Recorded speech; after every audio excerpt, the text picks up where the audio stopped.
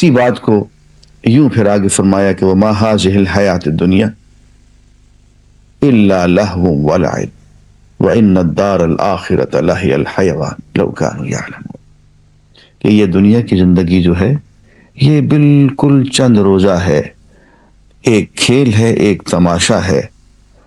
اصل دار الاخرت جو ہے، دار آخرت، وہ جو اس کے ملنے کی جگہ ہے، اصل ٹھکانہ، رہنے کی جگہ، پیار کی جگہ، قرار کی جگہ، ہماری اصل زندگی وہ ہے۔ اے کاش تم یہ بات جان سکتے تو پتہ ہوتا۔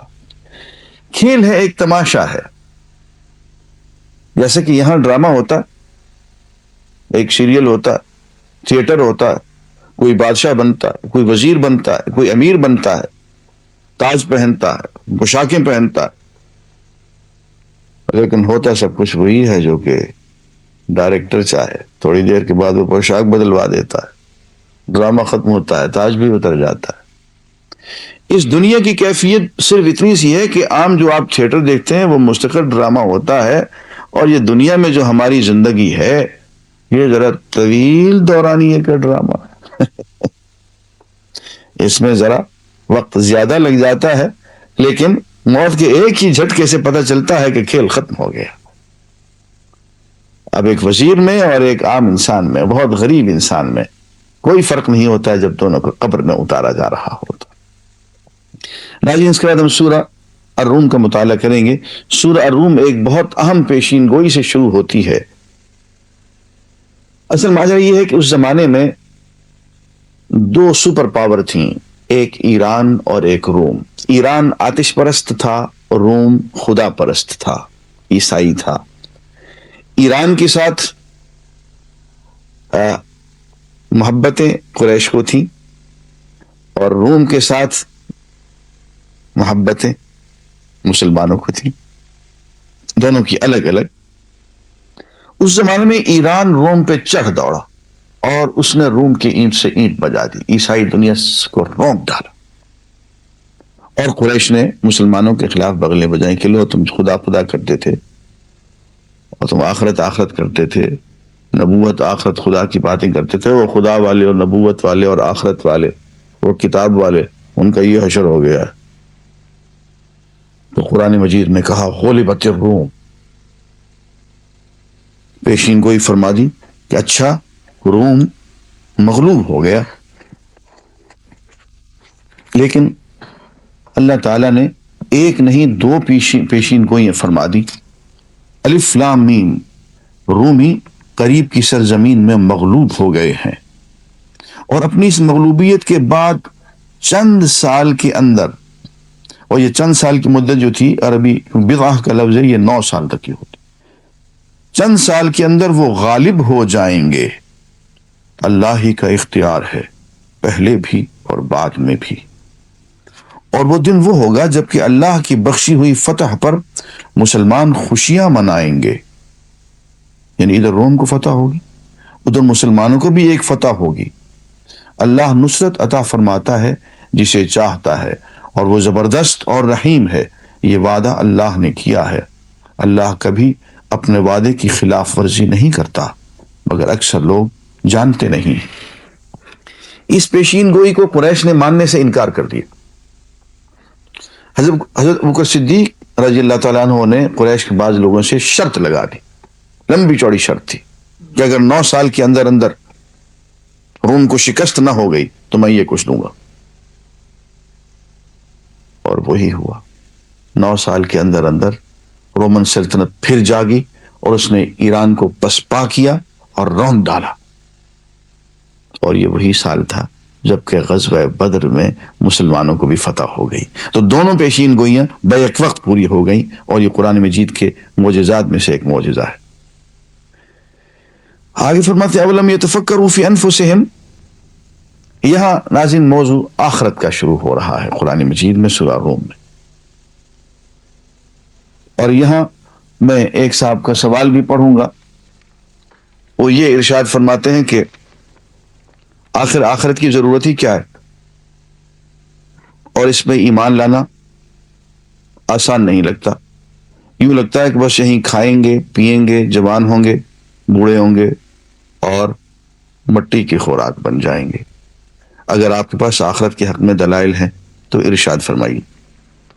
میں نے اس سوال کو چھپا کے رکھا ہوا تھا کہ یہ موقع آئے گا تو میں پڑھوں گا۔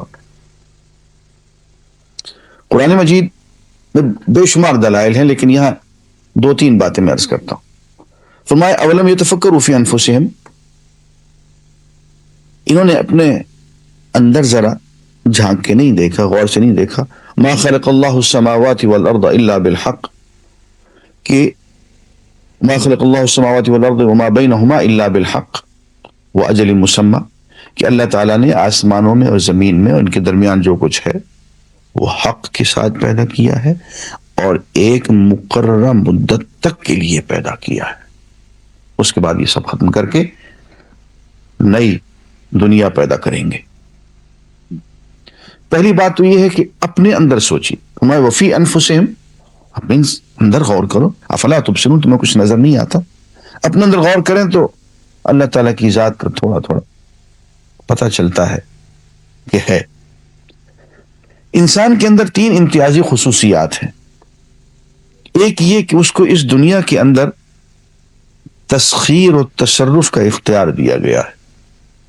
اس کو ہم آگے چل کے پڑھیں گے کہ انسان کے لیے سب کچھ مسخر کیا گیا، اس دنیا میں جو کچھ بھی ہے، بلکہ کائنات میں جو کچھ بھی ہے وہ انسان کے لیے ہے، تسخیر و تصرف۔